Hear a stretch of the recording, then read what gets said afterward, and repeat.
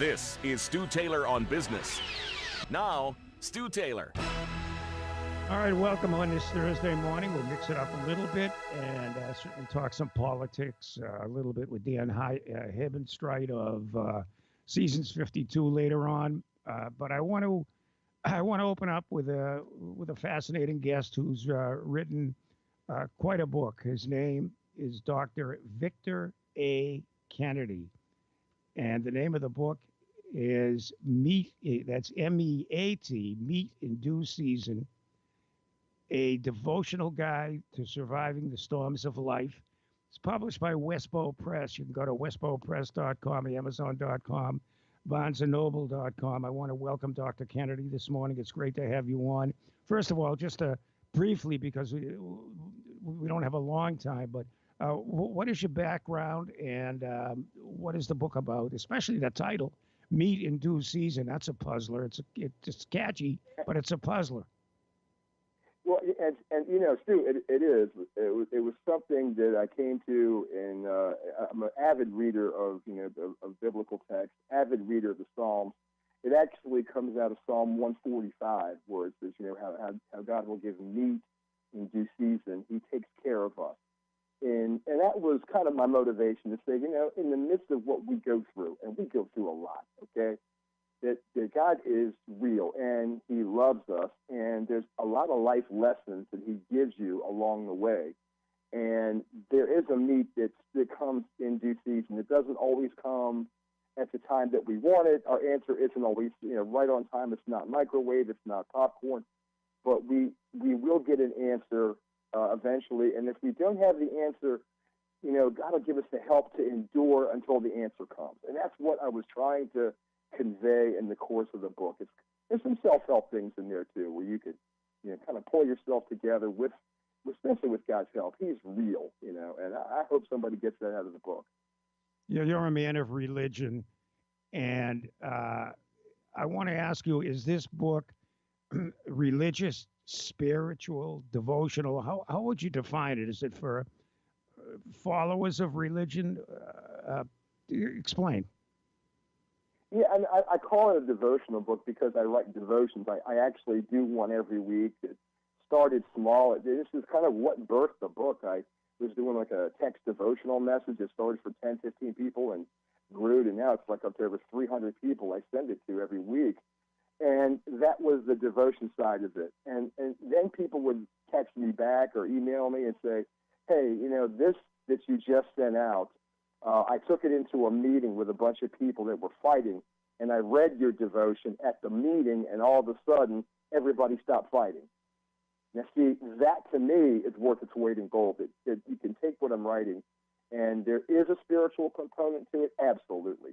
If you are a hungry Christian, you're Jewish, you're somebody seeking the face of God, it's a great book, and I think you'll enjoy it. If that's not you, if you're not somebody from the church world, but you are just looking for something to help me through, okay, maybe I haven't been church, but I do need something to strengthen me. I think this book will do that. And I think it'll really help you. I'm sorry, go ahead, continue. No, go ahead. I just think that will help. I think just the fact that, we need to read things that are going to be very positive, very uplifting, and I try and pull some life experiences in it. That's where I was going to go with my next question. You're an avid follower of the Bible, of religion, but most of us have our lives predicated in the basis of what happened in our early experiences, without going into some long dialogue here. What early experiences did you have that influenced you later on to write this book?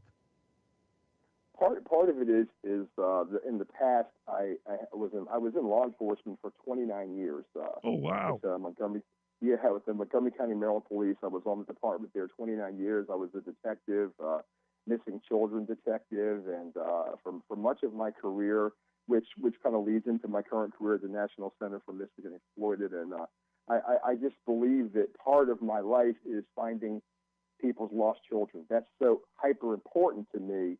And that is one of the experiences that went into the book, that, some of those crisis points that we have in life where you need faith to get you through also, and so there's a little bit of the police flavor to it. That yes, these are some of the experience I had. I was a 3-time national champion weightlifter, a powerlifter, and competed for the United States. I have a little bit of that in there where you could see, hey, I learned a lot of lessons. Like, one of the things when I tell you, no pain, no gain, I'm not just using that as a cliche. It's true. That's how I had to train every day to become a national champion, American record holder. That's how I had to train. And that's what I want someone to get. I mean, if you are just seeking something to uplift you, well, no matter what you're in, I think that's where we are here. And the experiences I've had, I mean, and there's some tragic things I've been through and some triumphs I've been through. I mean, when you talk about the storms of life, they're real, okay? They are real. We all go through them.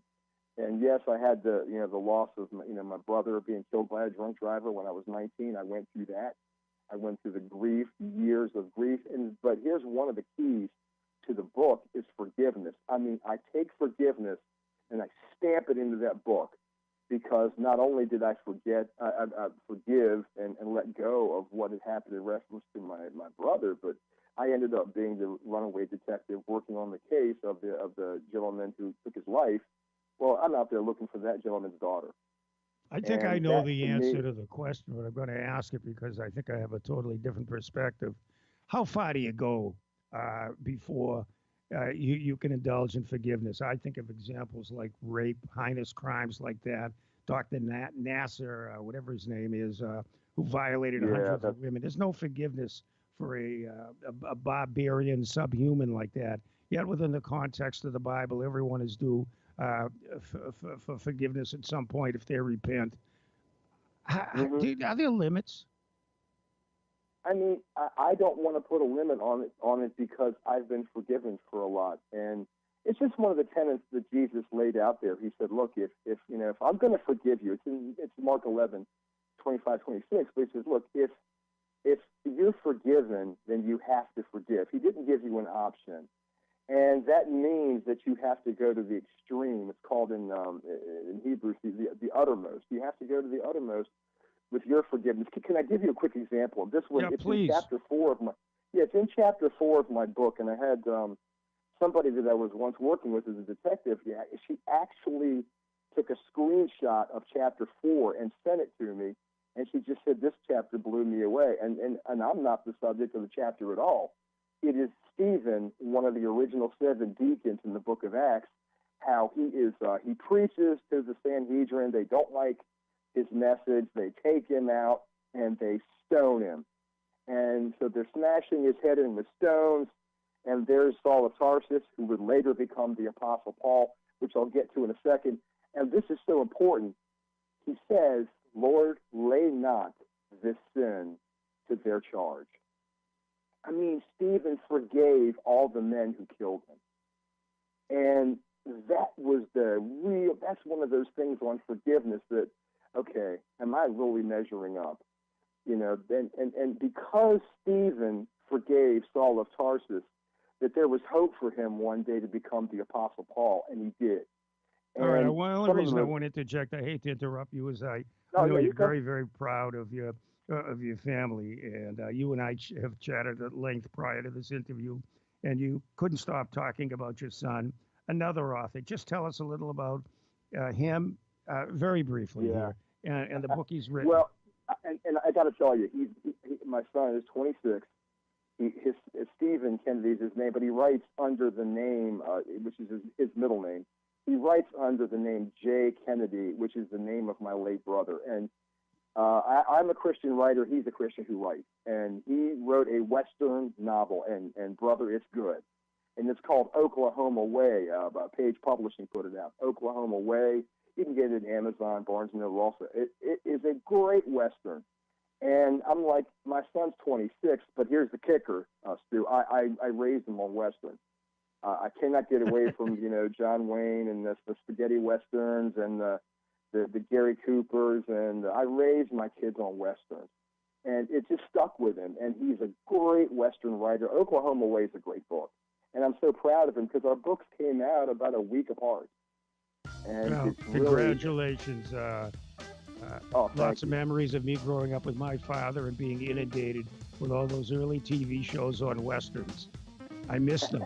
I want to thank you so much for really an inspiring conversation.